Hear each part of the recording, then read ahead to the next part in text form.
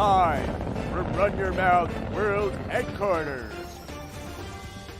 Joe Biden's tell-all on what the Pope smells like, and why Mitch McConnell is offering to train Joe on how to combat freezing on live television.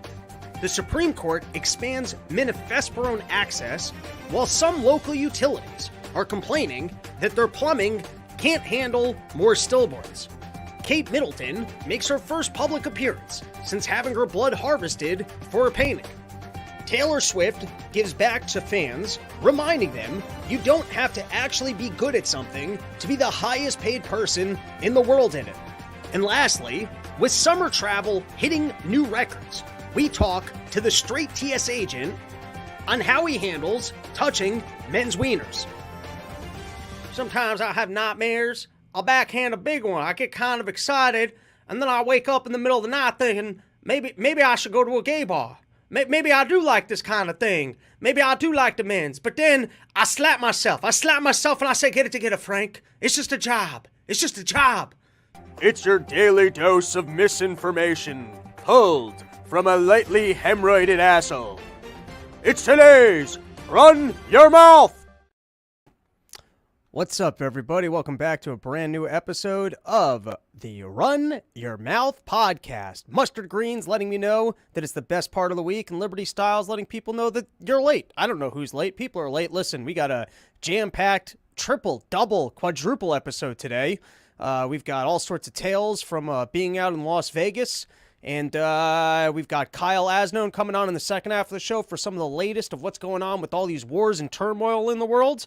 And we've got coverage of what's the latest from the elections. We got all sorts of stuff. But first, 10, maybe even 15 minutes of complete and total and utter nonsense, starting with this. I've heard people talk about, I guess, NPCs. I think that's like a concept that there's some people in this world that are so dumb, they're like not even human beings. They're like, it's like that Louis joke of God running out of the extras in your lives. There's these characters out in the wild that seem to lack consciousness. They just exist. They just exist in our reality for, I guess, higher life forms such as ourselves with actual working brains, which I think is just lucky because of genetics. I'm not saying that you can be mean to these people, that we should rule over these people, or that maybe they can't apply themselves, learn about the mechanical ways that their brains work, and then become conscious human beings. But I'm just saying we've all had interactions where you see people and you're like, are you there? Like you almost want to knock on their skull and go, hey, is there anyone in there? Is there anybody in there?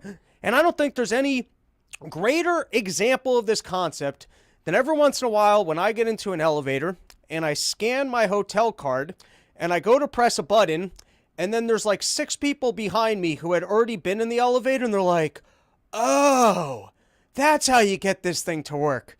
Have you guys had this experience? It's happened to me at least 15 times that I've meant to talk about this on the show, that you get into an elevator and I almost wonder how long these people were just standing inside this elevator for. How long were these people just lost in this elevator? And I liked it, like they got together, they had a group meeting, and they were like, you know what? Someone will rescue us. Someone will figure this out. And then someone gets into the elevator, they're like, shh, quiet. Maybe he knows how to do it. And then they never, like, even cop to the fact that they were just standing around like a bunch of idiots. So I had this happen to me twice while I was out in Vegas, and I was like, my God, isn't it incredible just how dumb other human beings are, and the fact that we interface with these people, and the fact that they vote? And I was really judging my fellow man until on Sunday when I decided to, I got to stop taking red-eye flights. You know, here's what happened. I stopped drinking at home, which was a very good life decision, but now when I'm not at home, I get after it a lot further, right? And I was talking to you guys, and then I'll tell you, the ultimate excuse is when I have to fly, and it's like an evening flight, because it feels like I'm back in high school, where I'm trapped. Like, I had to show up to high school every single day. I didn't want to be there. They're telling me all sorts of information that I didn't need to know, want to know. I had no desire in any of it. So on the random occasions that I actually showed up for class, I wasn't all that sober. By the way, senior year, freshman, sophomore year, I was a sweet little kid. And then just over 4 years of being stuck in the place, you become a worse human being. And then you pick up bad habits that you have for the entire rest of your life. And that's why your parents send you to nice private schools, is that you can acquire bad habits for the rest of your lifetime. So anyways, I remember in high school feeling trapped, and then you get out of school, and then all of a sudden you get to make decisions about your own time, which is why I relay to everyone out there, word of inspiration, quit smoking weed. It's your time. Quit wasting your own time. There's something that you can do with your time. Even if it's just staring at your floor and trying to gather strength for the next podcast, for the next thing that you're going to do, walking around the neighborhood, driving yourself crazy. All right, so anyways, though, when I find that I've got like a red-eye flight and you're like, well, I'm hoping to sleep on this flight. By the way, worst person I've ever slept next to on a plane. I've never been woken up more on a flight, which is why I got to be done with the red-eye flights. The dream of, hey, I don't want to be on a plane for 5 hours, so I might as well drink for the entire day, because if I don't sleep much the night before and I drink all day, there's no way I won't be able to sleep on this flight until you end up next to someone who doesn't know how to sleep in a middle seat, and you keep waking up and their face is right next to your face, their foot keeps hitting your foot. The dream of being able to sleep on planes, just accept you're not sleeping on the plane. Don't try and take an early morning one to sleep. Don't try and take a late at night one just to sleep. Just understand you're going to be stuck on that plane. So anyways, there's a lot going on in this beginning of the show rant. I was trying to judge other people for getting onto elevators and not being there until on Sunday, I did the exact same thing. Me and 3 friends, we got into an elevator. We were exploring the Fontainebleau. I always like seeing a new casino. New casinos are fun. Like, I like seeing a casino I've never seen. To me, it's like if you ever go into like a old school, like a real old school, like diner. There's something very American about a diner that I feel like I'm sitting in a painting. I like sitting in a diner. I like the setting of a diner. Like the same way people like seeing beaches, people like hanging out by a lake. You know what I like doing? I like sitting in a diner. I like sitting in a dive bar, particularly if you can smoke in it. That's a good time. And then I like walking around a casino and just like, there's something, as a Jew, there's something like, I'm not even gambling or losing money here, but I still get to stand in it. I get to appreciate everything that's happening here just as much as you do. And I get to just watch the people. I get to pretend like I'm an interior designer and go, oh, that was an interesting decision of what they did with this and with that chandelier and the fact that they did this over here. And then also they pump all the oxygen in there. You get the buzzing lights. You get a good vibe walking around the casino.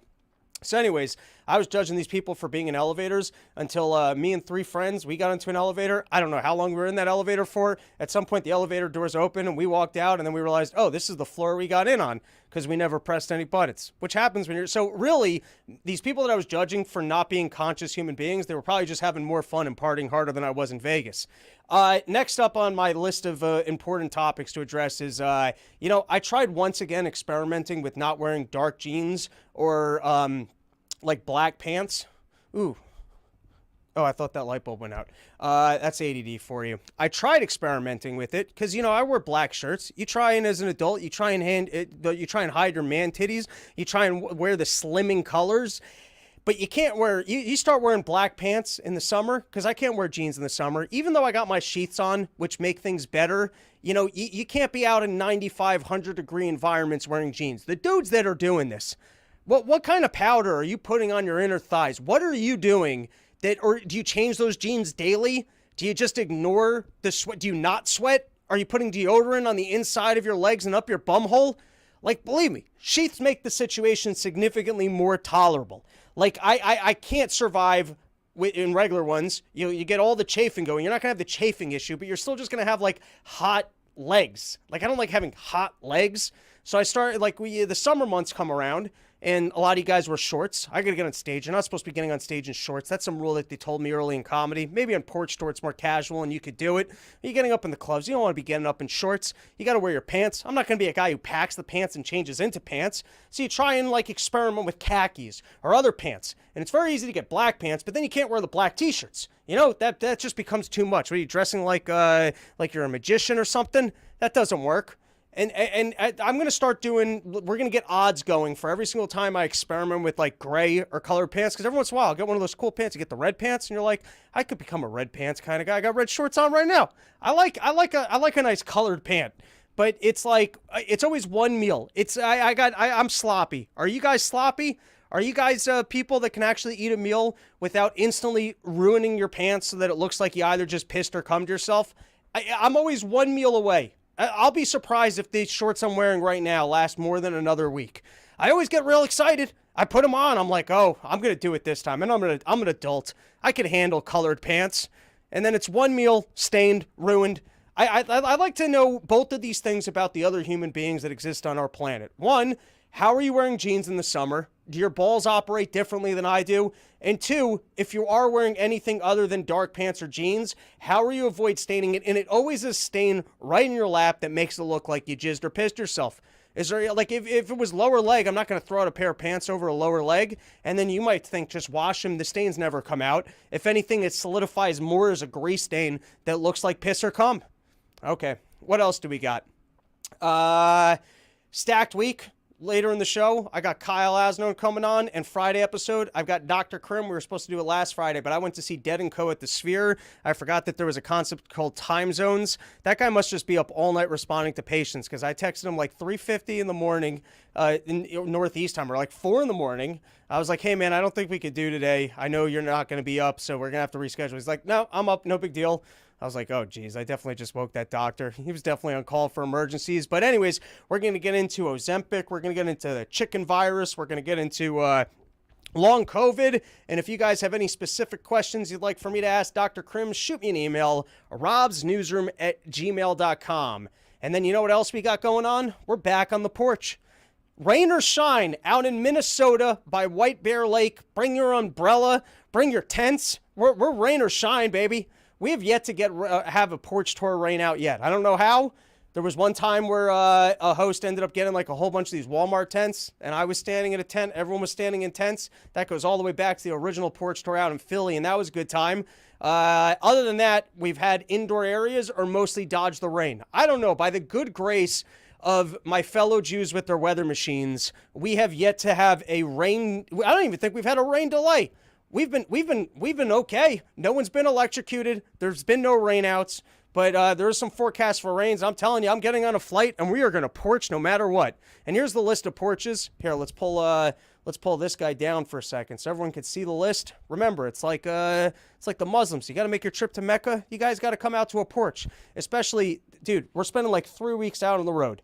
I'm driving all the way up to Pittsburgh, then going down to the Virginia beaches, the Raleighs. Then we're going to be out in Texas for a while.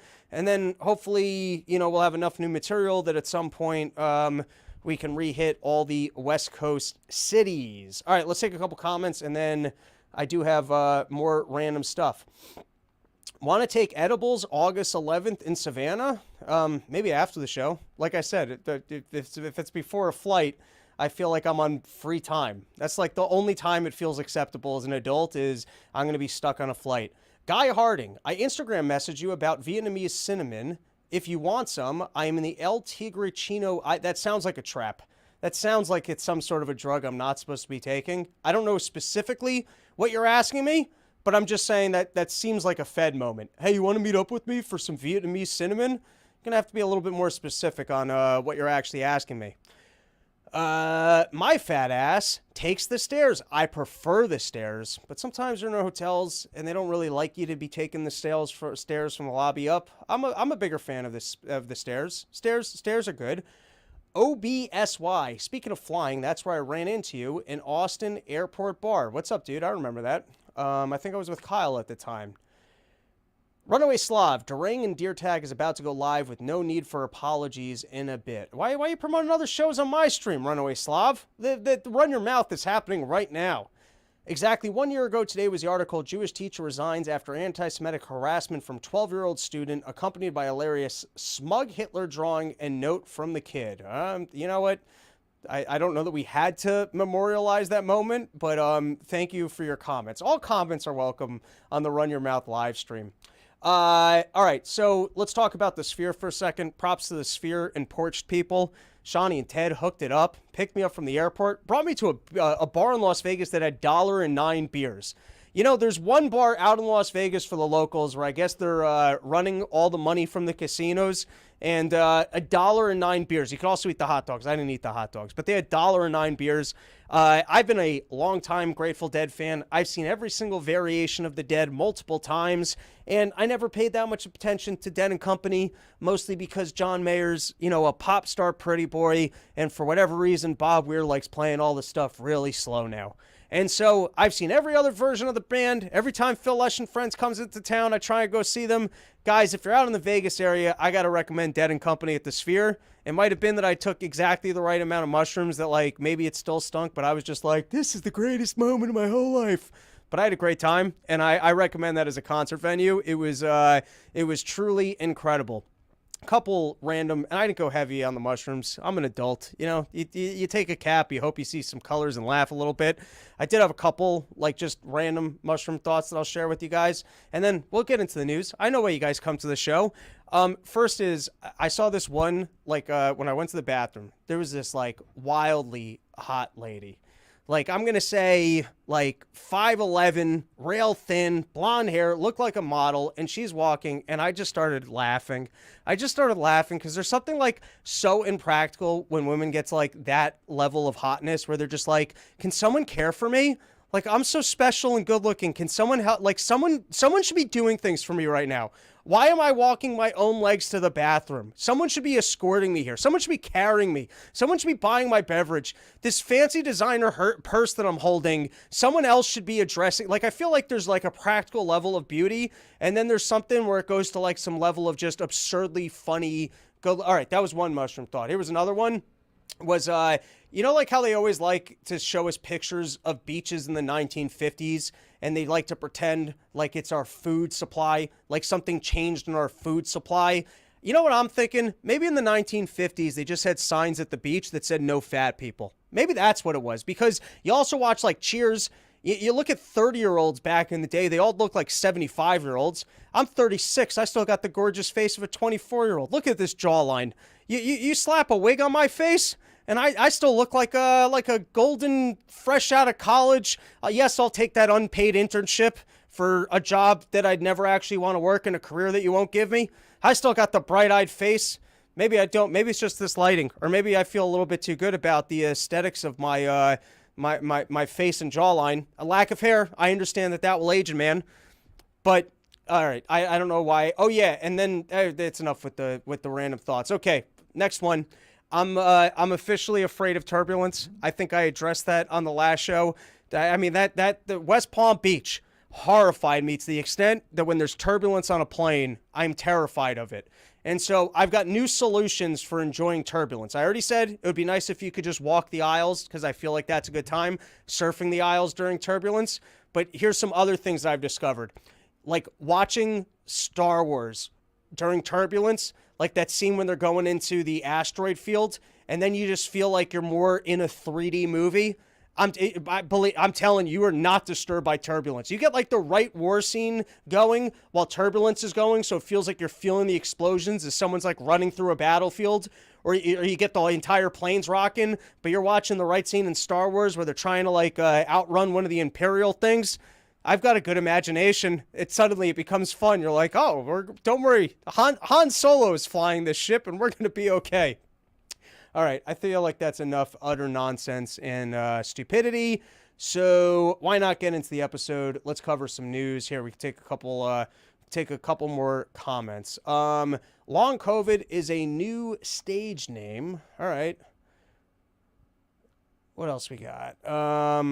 Runaway Slav, I promoted this on the gas stream. Oh, so you just go to every other show to promote what the other show that's going on? I guess that's a good bit. You on Rumble yet? Why everyone's so... Rumble sucks. I'm just going to say it. Rumble sucks. Every time I try and go to Rumble, I think it has more of the content that I'm actually interested. Good luck finding anything in the algorithm. I can't even find my own content in their algorithm. Why? Like, what is the pitch? Why everyone, ooh, Rumble? If you really want to be on the other ones, firstly, I got my own streaming platform. You can go check that out, or I'm on Odyssey, and I don't know what happened that my live streams got disconnected from being on Rumble, but it was impossible to find the content there anyways. Does Rumble hire people to just come into the, how come I can't watch it on the, go to Twitter. It's live on Twitter. There's a million places to find this. Why is it so exciting to you that it should be on Rumble? David Whitmer, you got to give her that Haktua. I don't know what the fuck that means. All right, let's get into the show. What do we got first, producer man? What is our first topic up for today? Oh, yeah. All right, so I got to actually go back one slide. Here we go. Let's start with this. We've got the latest from Biden. We keep like to show you his mutters, his stutters, his moments where he's shaking hands with ghosts. He's fallen off stage. He's walking in the wrong direction. We're trying to see, how is this all going to play out? How is Biden's dementia going to get through another run of election season? And so here's the latest blunder. I think by now everyone's probably seen it. It's the end of an event. He's waving towards the crowd. They've raised more money than anyone's ever raised. I think it was $35 million in one evening.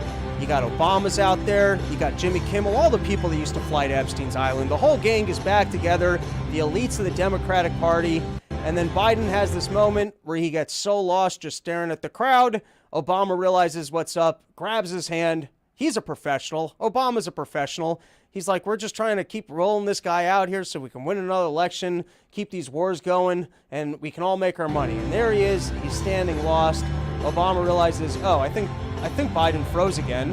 And so he grabs him by the hand, covers it up, and pulls him off stage. And I got to say, I'm a little disappointed by freezing Biden. This is the least exciting Biden.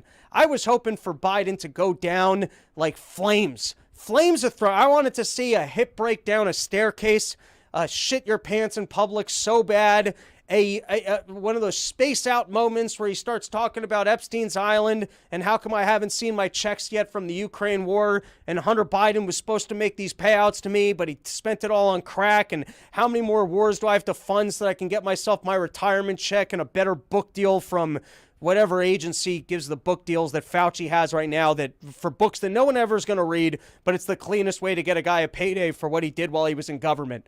You know, I was hoping for some grand ending to the Joe Biden thing. Like I think I talked about it before on the show when my grandfather's law partner showed up to court without his teeth. My case innocent. That's what I was hoping for. When Joe Biden just, he shows up with ice cream in his shoes, falls down an airplane stairwell, cracks both of his legs, stands up and goes, "Can I have my Ukraine money yet?" I was hoping for something grand. Freezing, that's a very boring conclusion. Hopefully they fix the freezing problem so we can have some other epic blunders instead. I was thinking, though, it'd be fun if in like Rocky 3, when Apollo Creed and he decides that he's going to train Rocky, if Mitch McConnell, retiring from government, goes, I still have it, but I can't run again, but I can teach you how to unfreeze yourself. Freezing on live TV happened to me, and I can help you unfreeze yourself too. All right, so listen, we've seen a parade.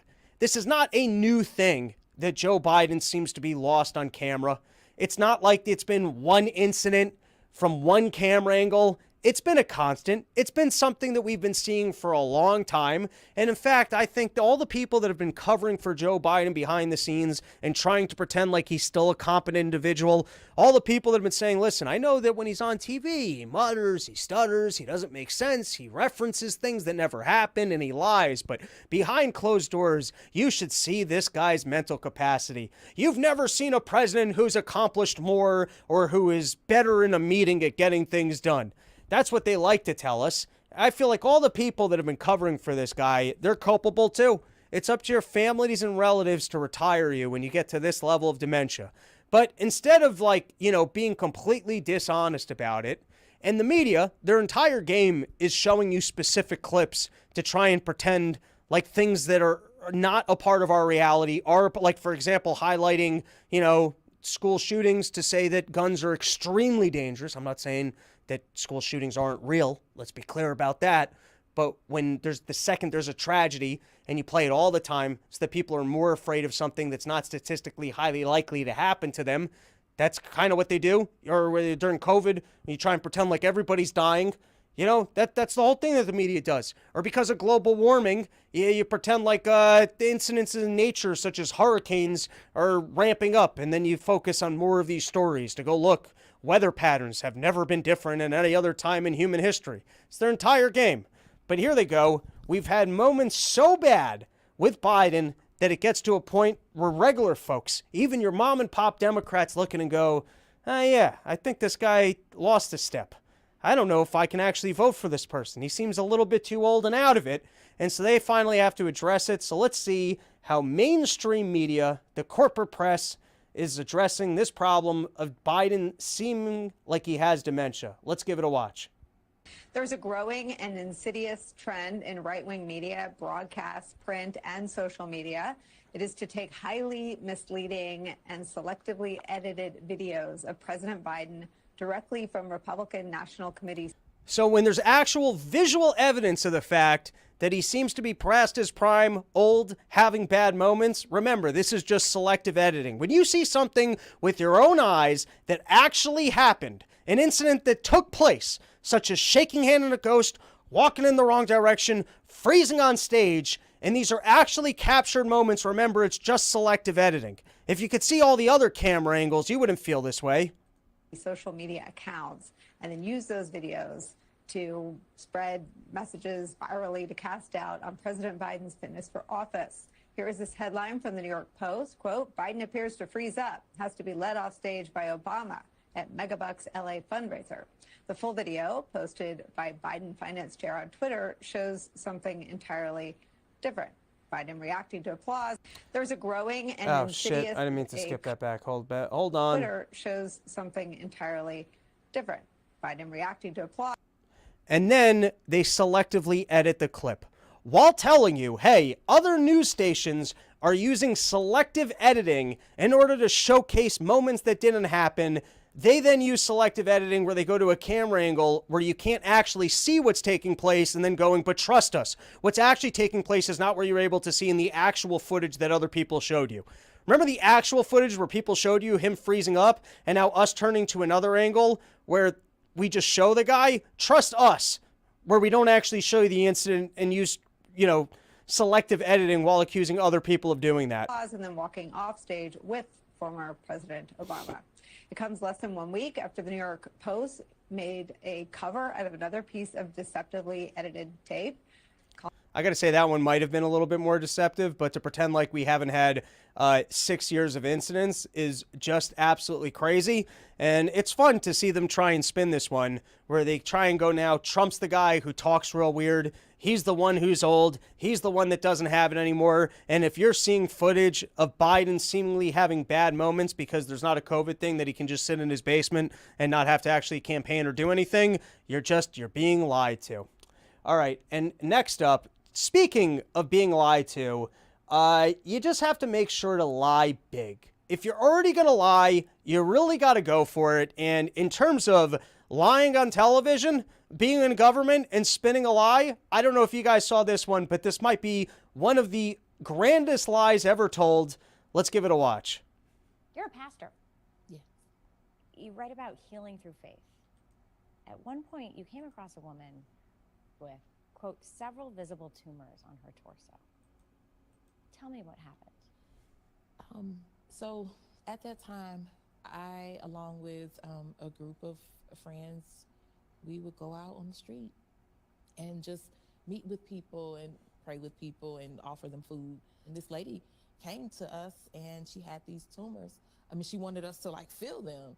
And I just remember I put my hand on her and my hand just began to move. And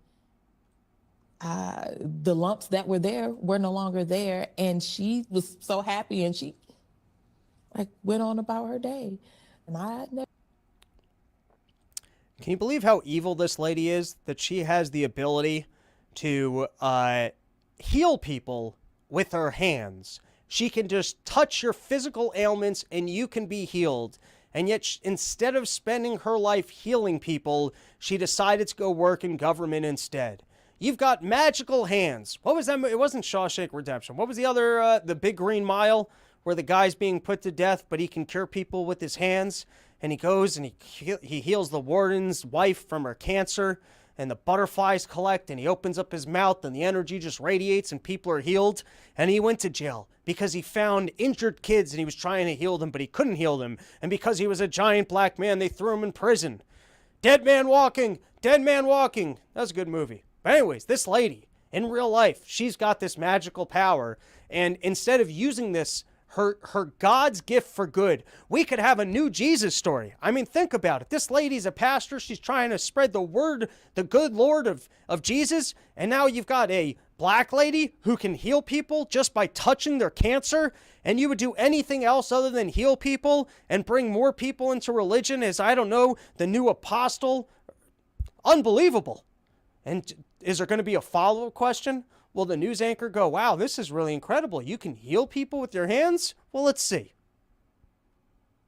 Never saw her again. So you think the tumors disappeared? I do.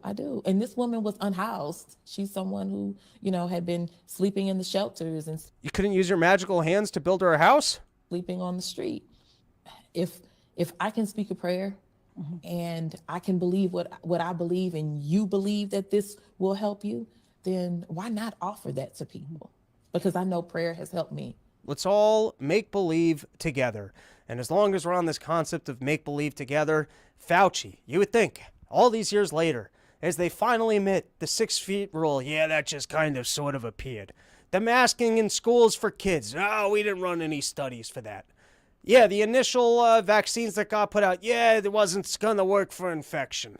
Even as all these things happen, hey, listen, this guy's got a book. He's got to get out there to promote it.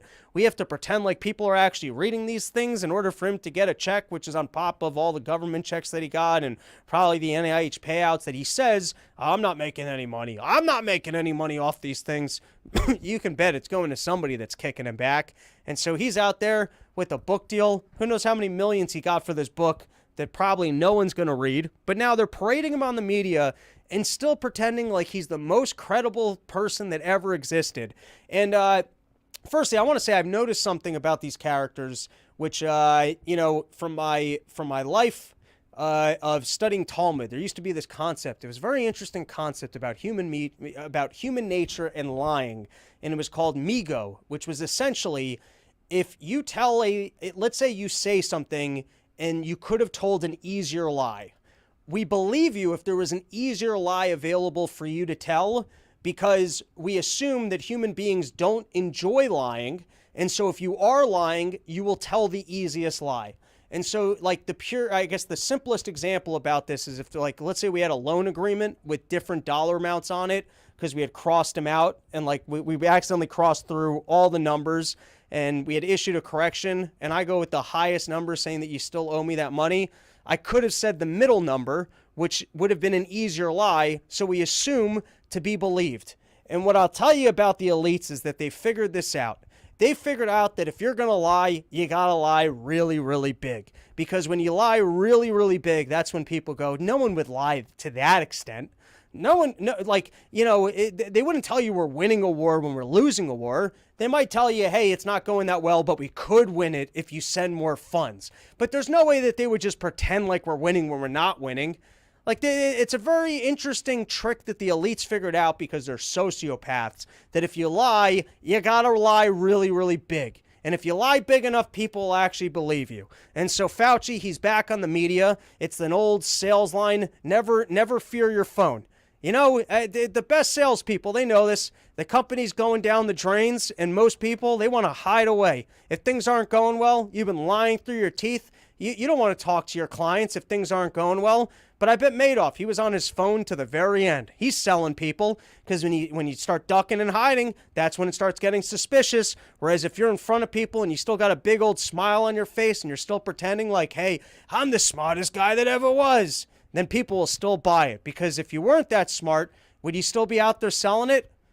And so here he is. He's still on the news. He's still pretending like he made the world's greatest decisions. And I thought that this particular clip from Morning Joe kind of says it all. Let's watch the short clip. Oscar vaccines, we didn't know. None of us knew where this was going. None of us knew, like, for instance, how long would the vaccine work? Would we need one booster every 5 years? Would we need one every 5 months? How frustrating is it to you that people look back with 20/20 hindsight and judge you when you and the rest of the world was in the fog of war? So I'd like to say this is exactly right. And that's a sensible position. And it's what all of us were saying at the time. Hey, it sounds to us like you're saying a bunch of things you don't really know. And you know what they said at the time? No, we absolutely do know this. That's why we need a rule over you, and we need everybody to be compliant because we know this to be true. And we were going, wait a second, how would you know that this is going to work against the other variants? And how would you know this other information? You know what they did? They took us off the internet. And now they get to turn around 3 years later and pretend like they have the common sense that we do of, oh yeah, well, how would anyone know that? Yeah, that's the entire point.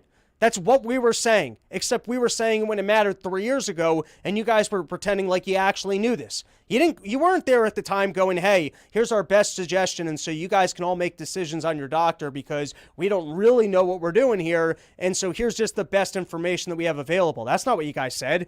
You said, I'm the Lord of Science himself, the God before you with the information that if anybody doesn't keep, they are going to kill their relatives, they're going to be responsible for death, and they got to lose their jobs.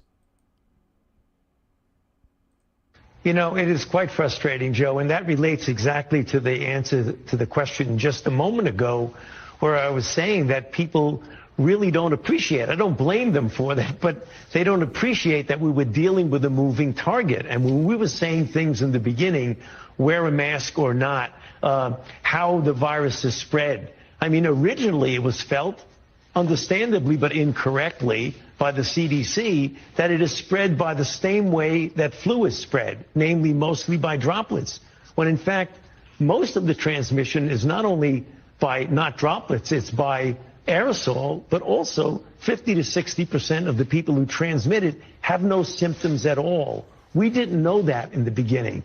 It was a changing, moving target. You're absolutely right. Was it frustrating? It was terribly frustrating because people like to take things out of context and do a gotcha. That's part of the reporting. Yeah, except at the time, you guys didn't say, hey, we don't know. You said, we're the Lord of Sciences. And when people said, hey, are you sure about that?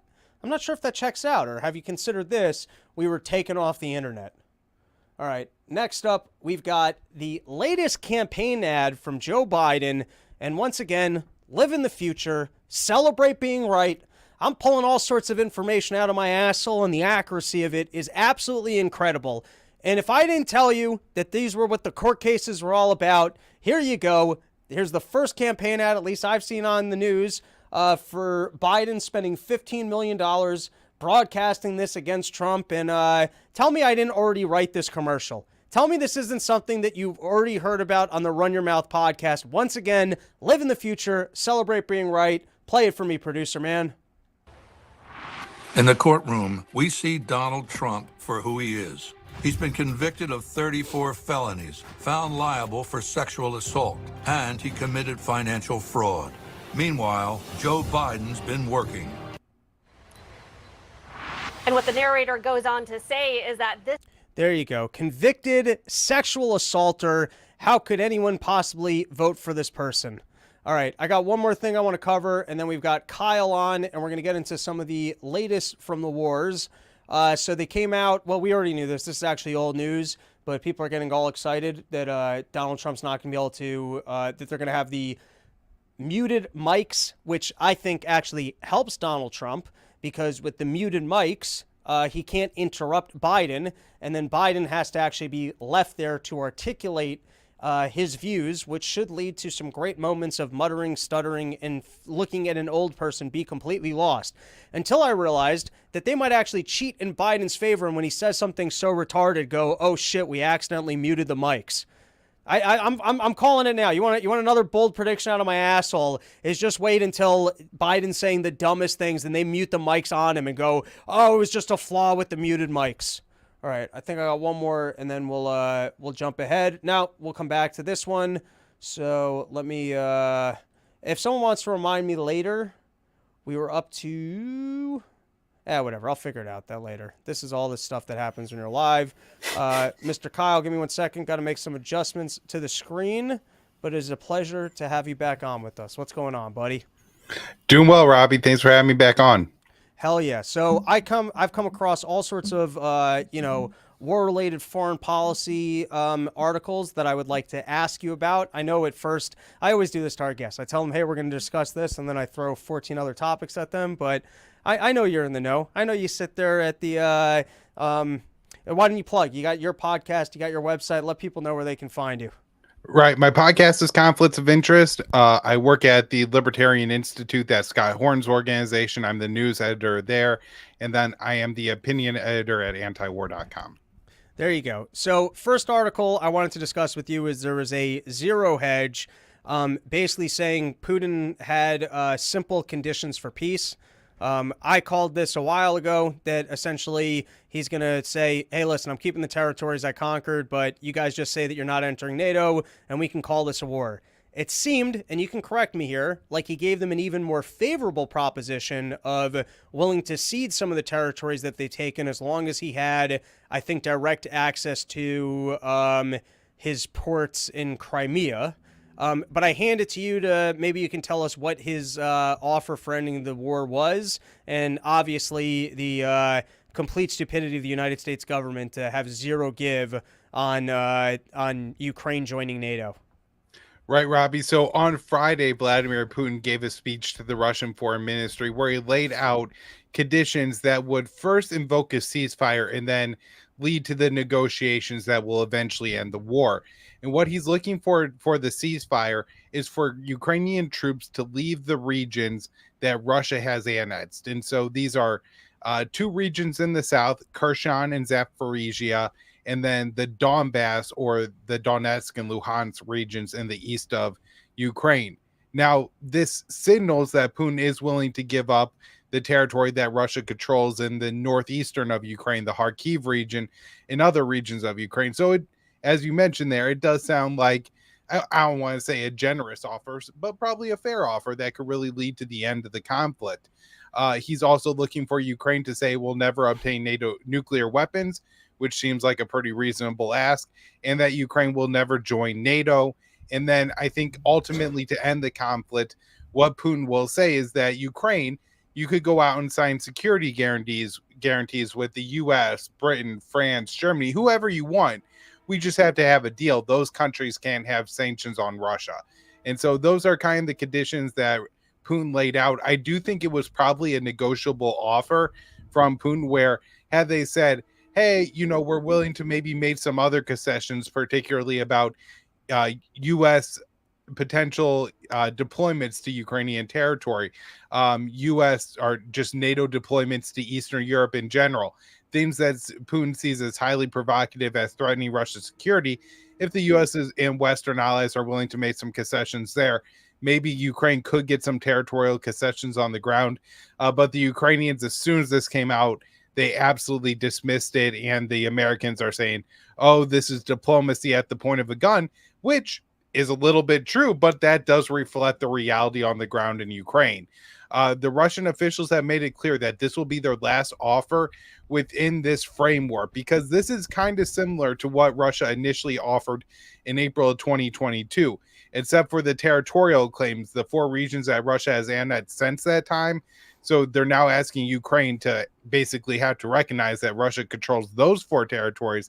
But other than that, they're willing to agree to the same general framework as they did in 2022. So I'm not sure what it's going to look like going forward now that the West and Ukraine seem to have rejected this offer. But it's likely going to mean that Ukraine gets a tougher bargain in 6 months or a year down the road.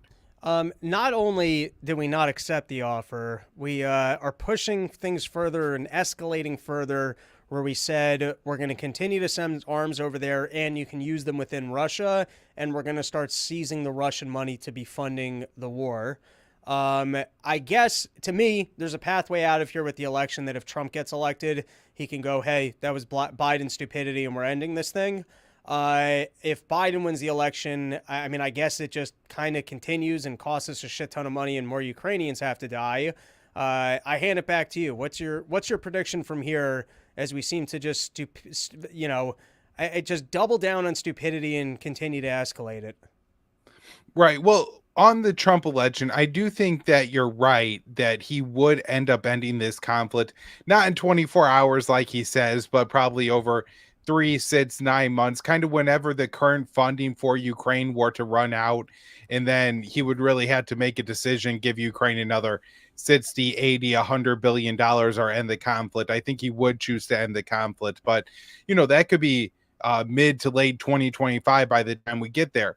And of course, when it comes to Trump, it's always important to remember we have no idea who he's going to surround himself with. right? You know, he came into office saying that he was going to take a balanced position on Israel and Palestine, and that he was floating the idea of potentially leaving NATO. And then he put John Bolton in his administration, one of the most uber hots that, you know, has been in U.S. government over the past 3 decades. I mean, he even made Hillary Clinton look like a dove. And so if Trump fills his cabinet with neocons, I mean, he's talking about possibly making Tom Cotton or Marco Rubio his vice president pick. This could be very dangerous, and it could mean that Trump doesn't, you know, do what he kind of instinctually wants to do on Ukraine, but gets led and drug along. And so I don't think it's clear exactly what will happen until we really know what a Trump cabinet will look like. I'll tell you what would be a gangster move from Donald Trump, but he's not cool enough to do this.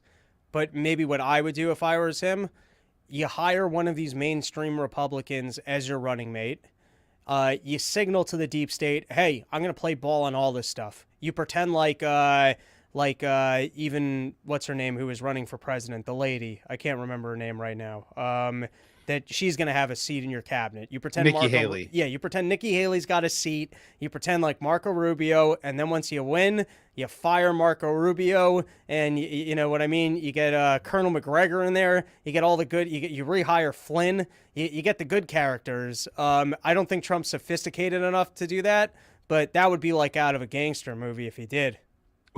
Well, he almost did that the first time around. It's important to remember that Nikki Haley was his ambassador to the UN. And importantly, when Trump was talking about getting out of Syria in the early days of his administration, Nikki Haley was at the UN screaming that Assad was gassing his own people and this man's evil, and really undercutting her own president's policy. So even if he does put these people in his administration, and even if he does plan to, you know, make a gangster move out of it, we've seen Trump just be unable to run his own administration. And, you know, people will ask me, well, why won't you support Trump? Because he's going to be better on Ukraine. And let's face it, both of them are going to be bad on Israel. There's really no debate there. It's just a contest between bad and worse. And my answer is, you know, Trump has shown that he learned absolutely nothing to what happened to him during his first term in office. He still can't really articulate what Russiagate was and how they tried to steal the election from him in 2016, and ultimately how they hijacked the narrative in America in 2020 and ruined his chances at re-election. You know, Trump was looking pretty good. The economy was going strong. I know there was a lot of, like, you know, invented strife in America during the Trump presidency, and there was always crisis and things like that. But generally speaking, you know, people were able to afford houses and groceries and gas compared to now. And so I think Trump probably would have won re-election had it not been for COVID and all the other stuff they pulled in 2020, like the Hunter Biden laptop and how they covered that up and all the other social media censorship. But Trump can't say that. He's not out there saying that. He's never been out there saying it. So I think he would just get railroaded. And on Biden, the only hope that you have is maybe in the White House, they're just sitting there going, God, we just got to get to November. We cannot lose this war before November, because then we're going to look like idiots and Trump is going to eat us alive. And then once November hits, I mean, these people are all sociopaths. They might just wipe their hands of it and say, like, good luck, Ukrainians. We're out of here. You know, that's of course what you hope for, although I think it's unlikely to happen that way either.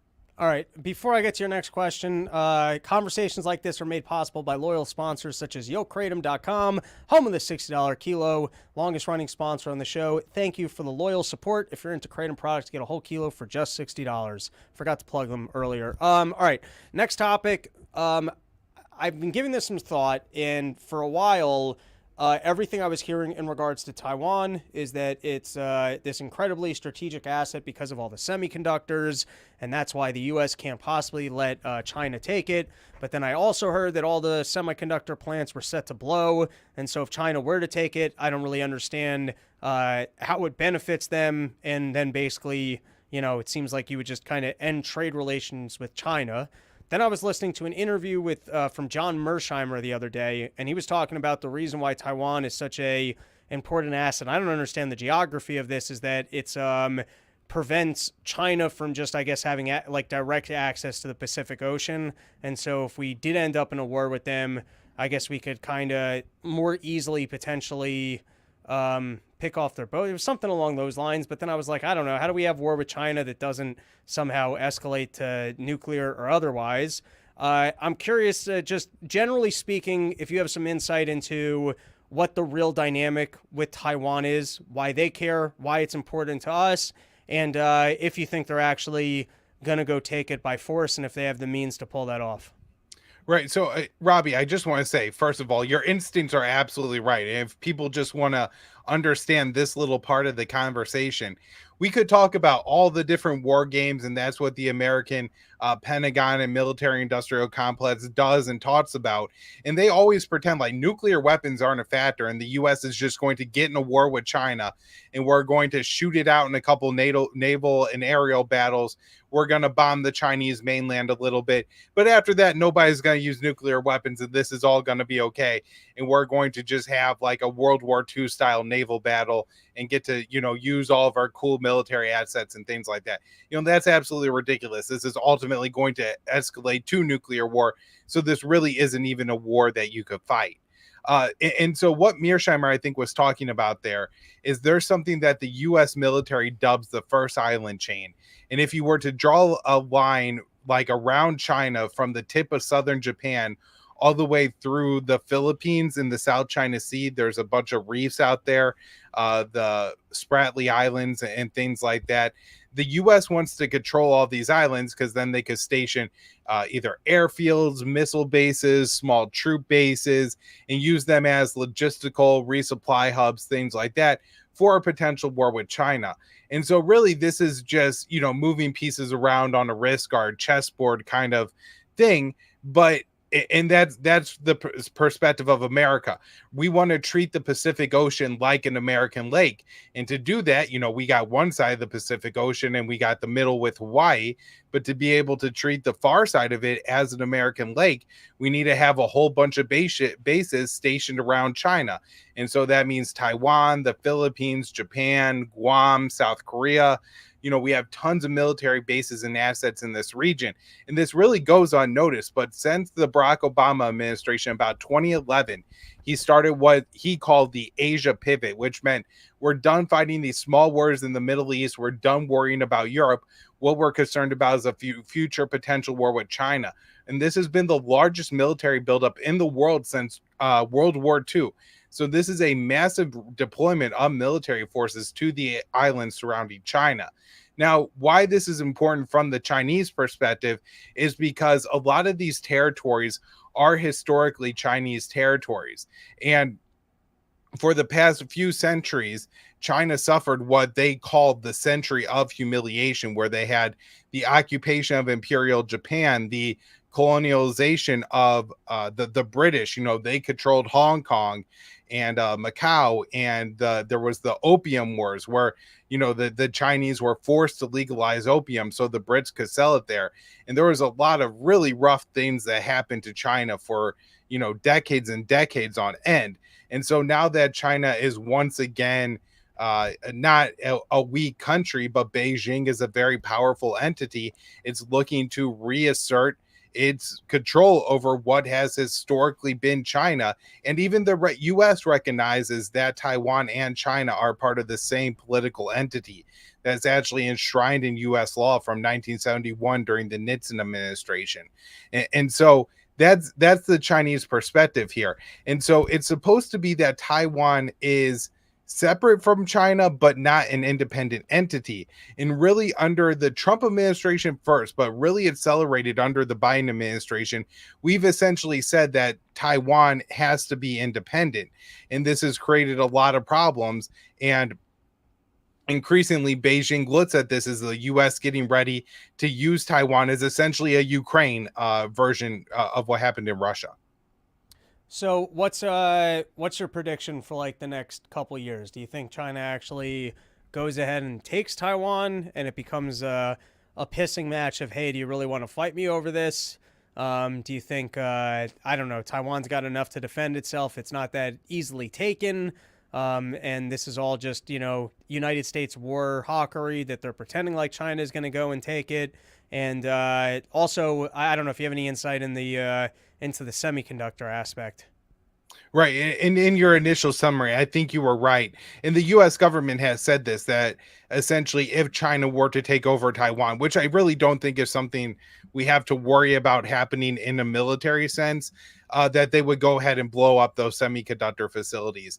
And one of the most insane things, especially as a libertarian of this whole policy, is we're talking about spending tens, if not hundreds of millions of dollars over the next 2, 3, maybe 5 years in a potential war in this massive military buildup against China, where we're developing all these new nuclear weapon systems, the new Minuteman missiles, and the new I think it's a 21 bomber that Boeing are I think it's Boeing that's building that system. I heard the doors don't stay on though, so it's unlikely to even have doors by the time they're done with it. Yeah.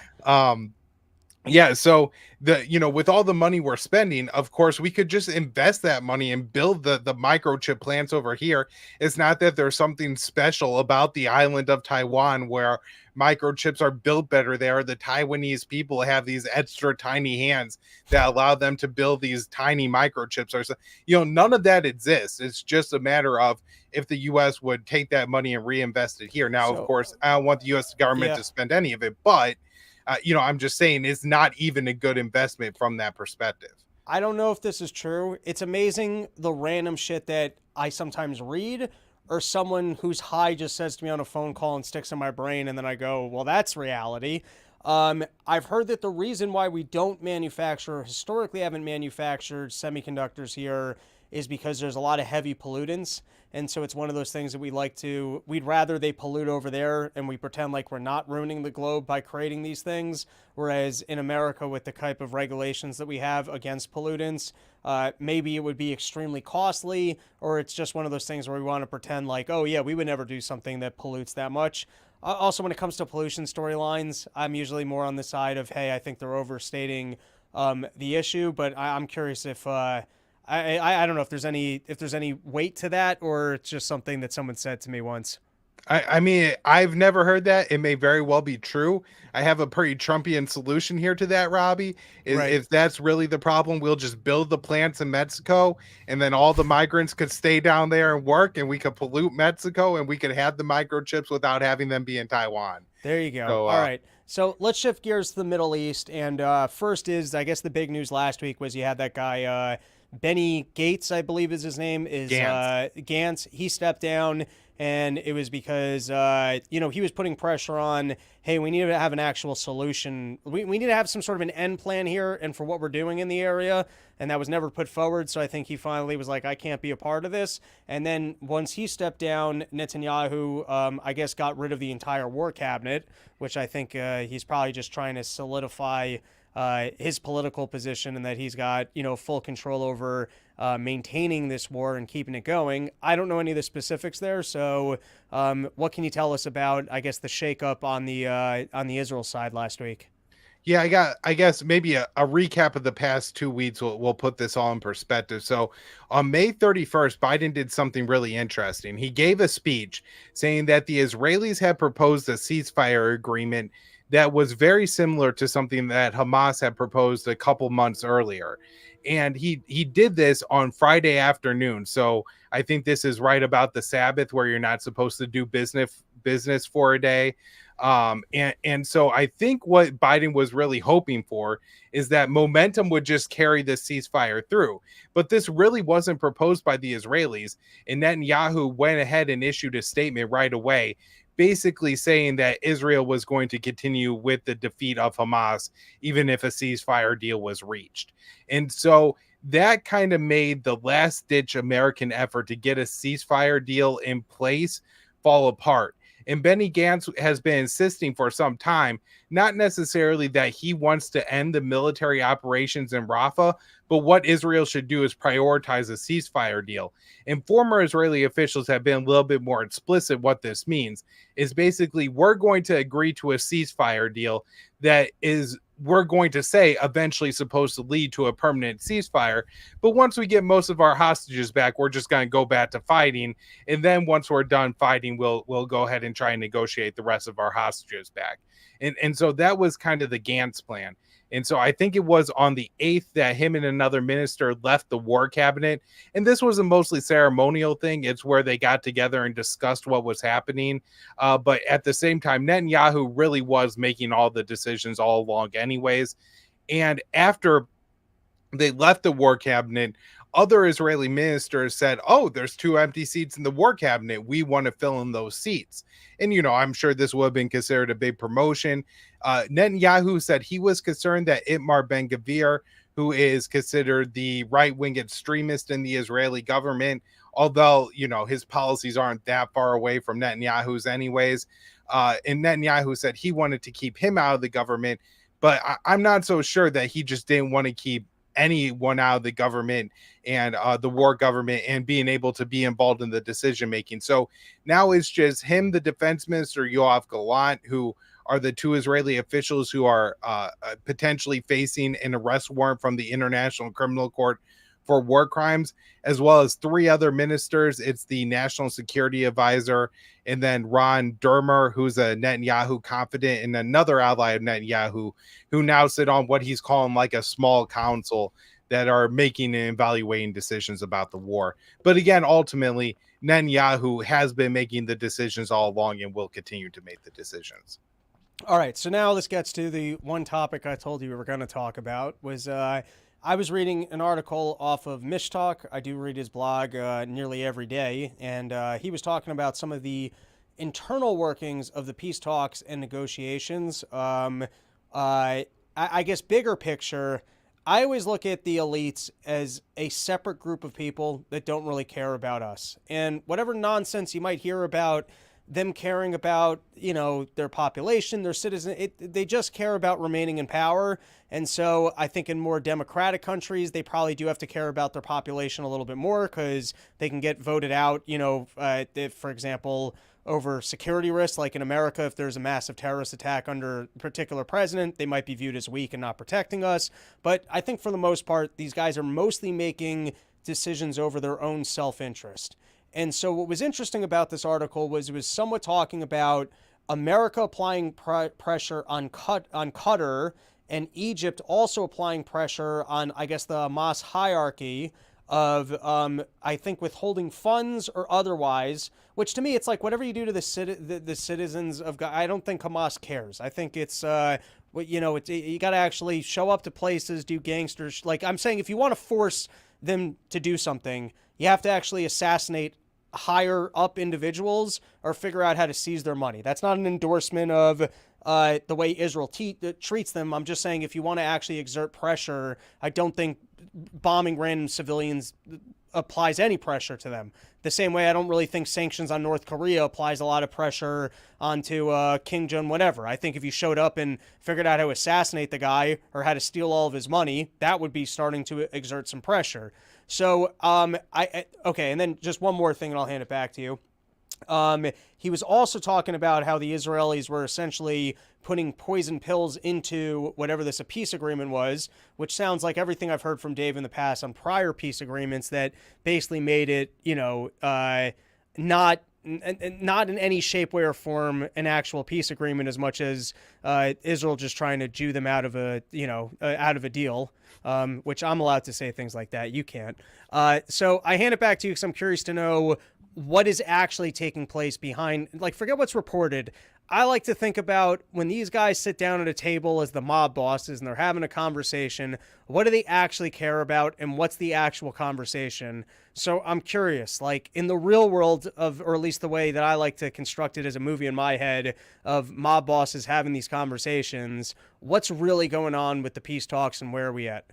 Yeah, so I think generally speaking, what you had repeated there from the blog seems to be correct on what's going on the ground. Now, I guess maybe just to add a little nuance to the perspective of Hamas, they are the Palestinian people. It's not necessarily like Osama bin Laden, an Arab Saudi hanging out in Afghanistan and drawing the American empire there. I don't think they're necessarily terrorists in that sense of the word, although I do think the leadership of Hamas probably recognizes that the brutality that Israel is inflicting on the Palestinian people means they will not have trouble recruiting new soldiers in the future, and that the longer this fight goes on, the more damage that they're going to do to the Israeli state and the Israeli military, even if it does mean that there's a lot of damage done to Hamas and the Palestinian people of Gaza as well, and that they're willing to have a trade-off there. So, in a sense, he is right that Hamas really isn't that concerned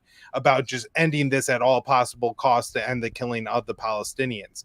Now, I do think Hamas has another consideration, and that is, if they just gave up all the hostages tomorrow, we constantly hear this from the Israelis, that the military operations would end. And I'm not so sure that's true. Most Israeli officials have pretty openly stated that they're not going to stop until Hamas is completely eradicated.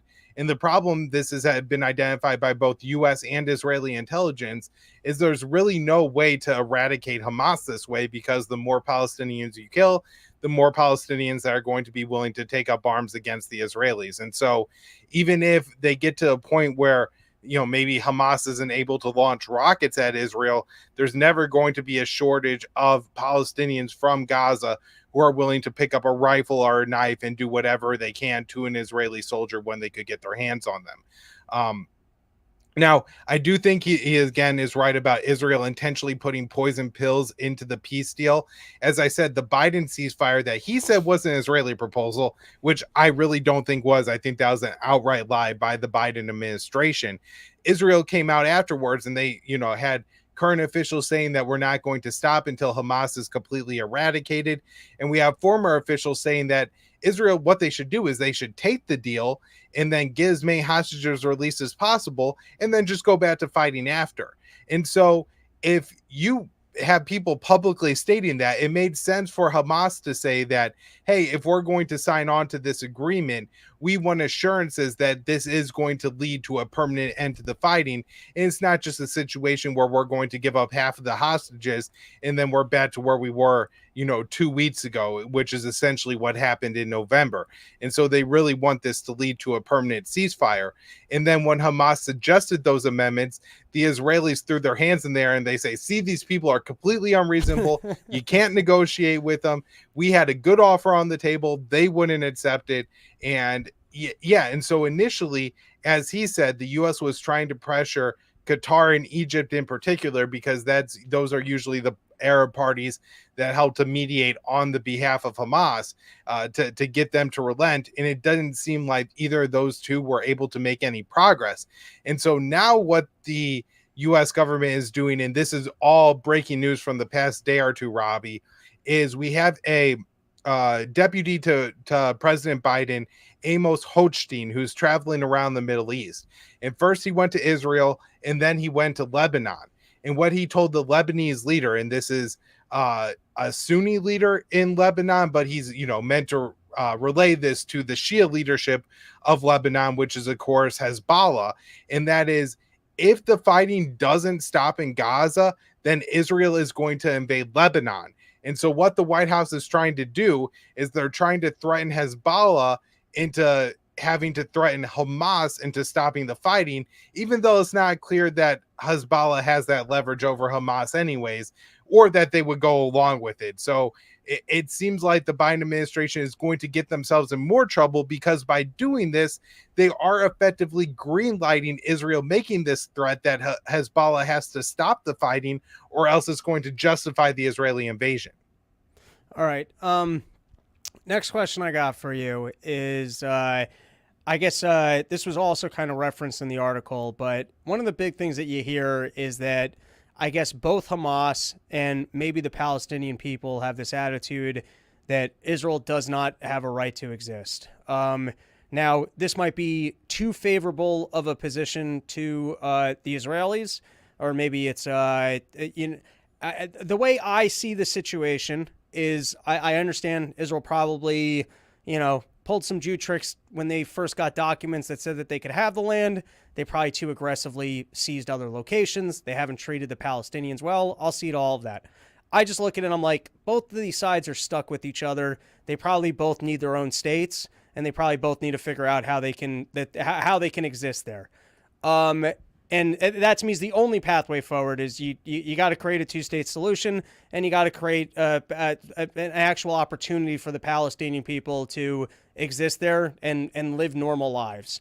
I'm curious if amongst even the like Hamas leadership, it's a two-part question. Do they really have this attitude of Israel can't exist, or is that like kind of a ridiculous negotiating anchor starting point where they're like, all right, we'll see that you're allowed to exist, as if that's like giving something up in negotiations? And then second fold is amongst the Palestinian people, I don't know. To me, the general feeling I get about people in the world is they just, if they have an opportunity to live better lives and provide for their families and for their kids to have a better future than theirs, I think religious extremism falls. I think the appeal of a religious extremism is when you don't have an opportunity for a normal life and you're trying to figure out something to do with your existence. It can give you some meaning and purpose. I think, though, if you've got an opportunity, and maybe that's just my own assimilation talking. So I'm curious if, like, amongst the, in terms of just like real peace, does Hamas really have a stance of like Israel can't exist, or is that just something that they kind of, is that just like a harsh negotiating starting point? And how many people, like, of the actual civilians of that live in like Gaza, I guess share that attitude as well?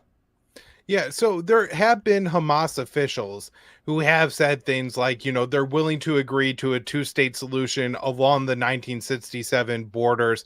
And so that would suggest, they're not saying that we agree that Israel is a state that can exist as a Jewish state. They're not going to say that, but they are saying, by saying we're willing to agree to a two-state solution, that implies that means there's going to be an Israeli Jewish state on the other side of that two-state solution. And then there have been also Hamas officials who have said things like, our problem isn't with the Jews, it's with the Jewish state. And, it's because the Jewish state has the boot on the neck of the Palestinian people that they have a problem with the Jewish state. And by the way, the Israelis labeled themselves a Jewish state. I'd like to point out, one of the real problems that you have with Israel is that it wants to claim all the territory from the Jordan River to the sea and make that a Jewish state. And the problem isn't that it's a Jewish state, it's a Jewish state that is half Arab. Right. And so you can't have a state where only half of the population has rights. And look, there have been times around the world where one group of people have had their boot on the necks of another group of people for a very long time. And I think Dave Smith said this. I think he said this on Rogan, where he talked about the Thomas Jefferson quote, where what are you going to do with the slaves because you've had the ears of the wolf for so long, and if you let him go, the wolf is going to maul you, right? Like that's kind of the problem the Israelis find themselves in. But obviously it doesn't have to go that way. And you talked about a lot of the important factors of having opportunity, having other avenues in life. Now, unfortunately, I think what's happened in Gaza over the past 8 months is going to mean that the violence is not going to stop for years to come. Now, I don't mean we're going to have open warfare, just there are going to be Palestinians and Israelis who kill themselves out of the lasting legacy feud between the two sides for years to come. There have been people who have had horrific crimes committed against themselves and their families. And I'm not just talking about the Palestinians, although, there have been far more Palestinian and particularly Palestinian children killed in really gruesome, horrific ways. But also you did have 800 Israeli civilians killed on October 7th. There are going to be Israelis that take up arms because of that, probably for a generation to come as well. And so there is going to be this kind of hostility and violence. But if the political leadership of the two sides is nudging the societies towards peace, and there are other opportunities, then I do think there is a pathway forward. I think any kind of two-state solution will be difficult, although it's hard to see a solution where you have one state where you have almost a 50-50 divide between the Jews and Arabs either. Although, Robbie, once the killing stops and once things start getting back to normal, then the pathways to peace become a lot more clear in the long run, where right now, it's impossible to see the pathway to peace, but we're also at an absolute low point where, again, 1,200 Israelis and 37,000 Palestinians at least have been killed in the past 8 months. This is just, an absolutely horrible slaughter going on right now. All right, and then I got two more questions for you. This is the last one I got on the Middle East. Now, I want to make it clear, I don't think what Israel's done in this war is acceptable. So this next question is not a way of trying to say, hey, Israel's behaved in a just way. There was an article last week. I don't even know if I read the whole article, and it sounded like the rescue mission was pretty brutal and killed a lot of civilians. But I think it was reported that the hostages rescued were being held with a journalist. Firstly, is that story true? Maybe I didn't even read the whole thing, but maybe I should have read that whole thing before asking this question. Was that true? Even that the hostages rescued were being held with a journalist? So the hostages rescued, I believe, were at a market. And I did see that report, but I also saw other reports that the journalists were just kind of there. And so, it's difficult to tell when there's so many people, and the two sides obviously have very distinct reasons to make it clear. So there certainly were journalists killed. And I mean, look, if there's a reporter for Hamas that is hanging around the journalist, I mean, he may not be there as an absolute human shield. Maybe he's trying to document that the Israelis being held are not being held in, absolute poor health or squalor. I mean, it's really hard to have any idea that like minute level of detail of what's going on. Yeah, I should have clarified that one. All right. Last question for you, and this is totally unrelated. This past week, I saw multiple storylines related to the existence of aliens. You had this new Harvard paper that got published, and there were a couple other ones. I just, 3 years ago, if there was alien stuff coming out, I'm like, this is interesting. Now, every time I see alien stuff, particularly on like a mainstream media publication, I'm like, why are you guys telling me this? What are you trying to sell me on? Why does this exist? I'm curious. By the way, I'm not against the concept that aliens exist. I'm not saying they don't exist. I don't fucking know. It's kind of beyond the scope of what I tend to read and research about. I'm curious, though, in your opinion, why do we keep hearing more about alien stuff from our government? I am in full belief that this is a psyop, and this isn't something I talk about often, Robbie. It's not something I research as well as the foreign policy stuff, but I am into like alien documentaries and stuff like that.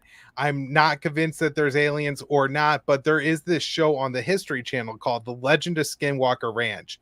And initially this was kind of presented as this like new kind of independent UFO investigation. Was pretty clear from the very beginning. This guy, Travis Taylor, was an agent of the US federal government. And like 3 years into the show, it comes out that he is.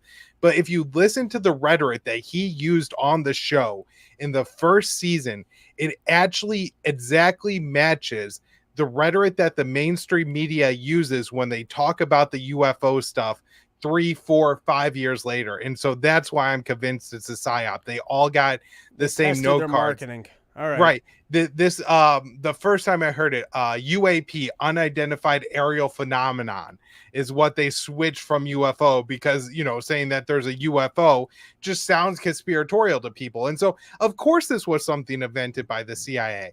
And one more point on why I don't think that there's some elaborate government cover-up of the UFO issue and they're slowly leaking it out to the people. I believe you already played on this episode, Robbie, that Cori Bush clip where she talks about healing a woman just by touching and praying on her. Yeah. So, I just don't believe that aliens are going to transverse, solar systems and galaxies and things like that and get to Earth and pit the absolute dumbest group of people to allow them to hide themselves from the rest of the population. Like the aliens would not trust our government, right? Like they got to be smarter than that. And that's kind of my take on all of it. But yeah, I think it's a psyop. Thank you once again for coming on the show, for all the research you do and actually giving us the insight on, things that I mostly just read headlines about. Before I let you go, any closing thoughts or things that you'd like to plug?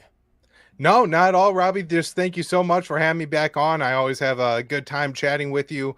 And hopefully you got a porch tour coming up in New England sometime soon so I could get out and see you. I had a great time at Colorado porch tour a couple of years ago, and I definitely want to come back. There you go. Thank you, Mr. Kyle. Plug in Porch Tour. Everybody, porchtour.com. Here are all the dates. You can see it right here. As I've said, if you're a fan of the show, come hang out on a porch with us. All right. I do have, because there were some other important things that happened this past week, and if we don't cover it now, I'll forget about it. I'll have ADD. I'll look at this again, and I'll go, you know what? Did I really need to talk about this? Does anyone really care about this? That's what happens if I let things sit for too long, is I convince myself no one cares. So let's get through it. It's been already an hour and 19 of episode. You guys have had enough mouth running at this point. It's the rally rounds. Papa's in. Take yourself some Yo Kratums. Have a Yo Delta. Saddle into your sheaths. Promo code RYM for 20% off, sheathunderwear.com. You don't want to go the whole summer without sheath underwears. It's the bonus round. As far as I'm concerned, this show is over. We've given you all the information and insight and content that you could possibly need to be informed better than anyone else about what's going on in the world. But there's still some other random things that I wanted to highlight. So first is Thomas Massey really came through with some interesting stats and made a very interesting point about how insane it is that we prosecuted Donald Trump over hush money payments amidst a backdrop that apparently hush money payments for sexual actions that take place amongst Congress members, I guess it's pretty commonplace. I think $17 million. Let's play the clip. Congress has paid over $17 million in hush money for sexual misconduct inside of the offices in these buildings. And what's more is that was taxpayer money. Firstly, how cool are these people in Congress? Every time you read the newspaper, you're like, am I the only guy not getting it? How's everyone getting so much action? And in Congress, and taxpayers are paying for this, and it's happened within the building? All right, let's continue, because remember, hush money payments are the worst thing that ever happened. And anytime you make it, that's an illegal campaign contribution. So are taxpayers making illegal campaign contributions? Right? The allegation is that President Trump paid $130,000 of his own money. But here in Congress, there may be some on this dais. I mean, I'm for turning loose all of these records. Who in here has had the taxpayer pay for their sexual misconduct charges the hush money? I bet there's some over there. There may be some over here. I don't know, but I do know it's taxpayer money, and I do know not a single penny of it has been turned in as a campaign finance expense. I mean, that's pretty damning. To go that hush money payments for sexual things are illegal campaign finance things, while within Congress it's somehow documented that $17 million. I don't even know over the time period I paid for this exact category. It's pretty damning against the Trump case. All right, what do we got next? Flying through it. New non-citizens are getting voter registration forms across the U.S., and now Republicans are trying to stop it. Let's read this one paragraph. Every state but Arizona, which recently passed a law barring the practice on state but not federal forms, gives applicants for either welfare benefits, driver licenses, or in some cases, mail-in ballots, voter registration forms without demanding proof of citizenship. Layers of craziness here. Firstly, not that interesting of an article because it doesn't tell me the size, the scope of the problem. And then why aren't we trying to prove the amount of voter fraud? Why aren't we tracking all these people? But what is government doing? I mean, it's like nonsense on both sides. Why would government possibly be in a situation where it's giving a mail-in ballot to someone who's a non-U.S. citizen and fix that immediately? I mean, how is that even possible that someone who's not a U.S. citizen is being handed a mail-in ballot? And it's like, and don't send that in, and don't send that in. And then on the Republican side, why are you just loosely complaining, hey, we got to change this law. You guys have been giving mail-in ballots to non-U.S. citizens. Why don't you invest some resources into actually proving who they're handing it to and who they're voting for? My guess is that the size and scope of this probably isn't large enough to sway the elections. And then there was another article from Zero Hedge talking about how there was an issue in Puerto Rico with the Dominion voting machines. Once again, I don't know the size and scope of it, whether or not there's changed elections, but it does seem without the physical paper trails to just be relying on the Dominion voting machines as the beginning and end of accuracy for who voted for who. Particularly in the last one, you brought up the name Dominion and you're getting fired from Fox News. I don't know if that's specifically what you got fired for, but I also don't understand why Fox was able to settle that case or why Dominion's business credibility was worth $1.2 billion when it doesn't look like they lost their government contract, which is their only customer. You and I aren't walking into Dominion store where we think less of it because of claims that were made by Trump's dumb legal team. All right, last article, I believe, is Biden's immigrant spouses to get legal status. You know, for all the talk about them sneaking people over the border, which I do believe that they have, that one seems, I don't know, if you've been married to a lady for 10 years, you tell me we can't make it easier for that person to be a citizen? It's like, those are the ones where it's like, just fix it. Those are my notes for Kyle. All right, that's the end of our show. Look, I overtalked the bonus rounds. I apologize if you just did all the drugs I mentioned so that you would have the focus for the bonus round, because the bonus round wasn't, it wasn't as extensive as I overpromised on it. I'll work on that in the future. Everybody, this has been the Run Your Mouth podcast. I hope that you learned a lot and that you can go to other places and you can run your mouth towards your friends and you can tell them all sorts of interesting things that you learned here. Guys, that's the show. YoKratom.com, sheathunderwork.com, promo code RYM, and come out to Porch Store. Go to www.porchstore.com. You can see all the dates. We got a lot going on, and I really hope to see a lot of you guys out on the Virginia run. We've got Philadelphia date coming up, Pittsburgh date coming up, Hawthorne, PA coming up, Norfolk, Virginia, Virginia Beach, Richmond. I'm spending like 2 full weeks out on the road. So, you get in the car and show up to a porch near you. All right, that is the show.